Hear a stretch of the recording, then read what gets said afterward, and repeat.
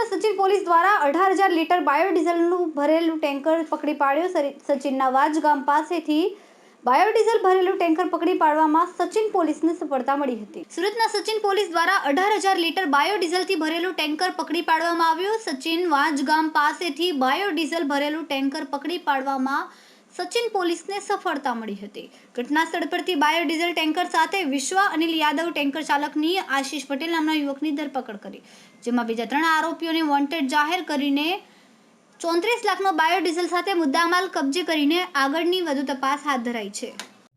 જી sir, Sachin વિસ્તારમાં બાયોડીઝલનું tanker ભરેલું પકડવામાં આવ્યું છે। કેવી રીતે પકડવામાં આવ્યું ને શું હતું એની અંદર?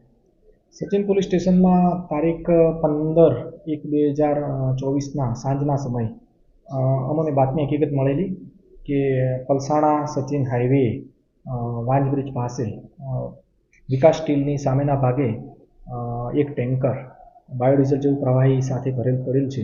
બાતમી હકીકત મળતા અમારા ડિવિઝનના એસીપી શ્રી આઈ ડિવિઝન આર.એલ. માવાણી સાહેબનાઓને જાણ કરી અને સ્ટાફના માણસો તથા પંચો સાથે જગ્યા ઉપર રેડ કરતા બાતમીવાળી હકીકતવાળું ટેન્કર અમને મળી આવેલું અને એ ટેન્કર મળી આવતા અમે ત્યાં કાયદેસરની કાર્યવાહી હાથ ધરેલી।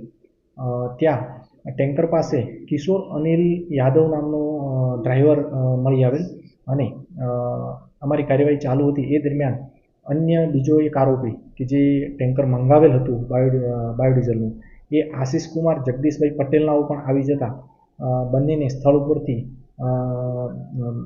હાજર મળી આવતા તેમને સાથે રાખી અને એફએસએલ અધિકારીને બોલાવી એફએસએલ અધિકારી રૂબરૂમાં જરૂરી સેમ્પલ લેવાની કાર્યવાહી કરી અને સચિન પોલીસ સ્ટેશન ખાતે આ અંગેનો ગુનો દાખલ કરવામાં આવેલો।